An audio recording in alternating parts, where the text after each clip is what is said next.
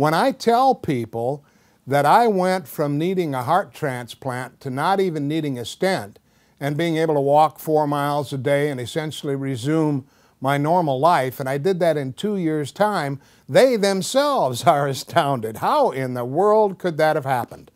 And so in between the pages of this book, I Fired My Doctors and Saved My Life, is the story of how that was accomplished. And that's what's astounding about it. I was able to do enough research to find out that I didn't trust my doctors anymore. They were giving me bad information, and in many ways, while I wouldn't challenge their overall education, I would challenge what they knew about my particular situation. It only took me a few weeks to know more than my doctors did. Let me give you an example. My doctors put me on 80 milligrams of Lipitor. Now, I started doing some studies on that drug. I found out that the FDA safety and efficacy studies on Lipitor used 2.5 milligram dosages and 5 milligram dosages. My doctor had me on an 80 milligram dosage. I said to him, I shared with him the research from the FDA, and I said, why do you have me on an 80 milligram dosage of Lipitor? And he said, well, I have studies that show that the 80 milligram dosage is safe and more effective than the usual dosages. And I said, who funded those studies? He said, Pfizer. Now, of course, Pfizer is the pharmaceutical company that sells Lipitor. Now, don't get me wrong, I don't want to make the point that it was bad science.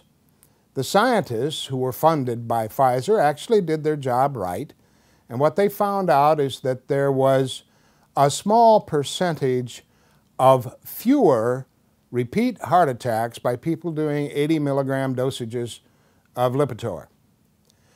What they didn't tell the doctors, these drug salesmen that got to the doctors' offices, what they didn't tell the doctors was that the overall death rate on 80 milligram dosages was higher.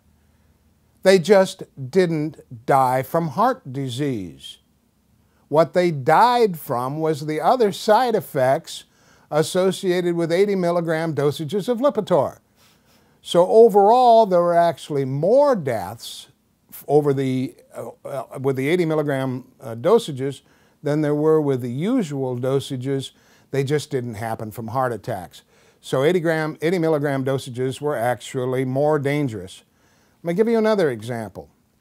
You've probably heard on TV about this drug called Plavix. Plavix was tested against a sugar pill, and it was found to be 10% more effective in reducing repeat heart attacks. Well, look, lay people don't understand that 10% is huge. These drugs get onto the market with a very small percentage of effectiveness, but 10% is huge. Now, I realize 10% doesn't sound like much, but if you happen to be one of the 10% that has your life saved, I suspect it's significant at that point. What they did, and it was a legitimate study, 10% more effective. What they had not done was test Lipitor against aspirin. And when you tested the effectiveness of Lipitor compared to aspirin, there was no difference.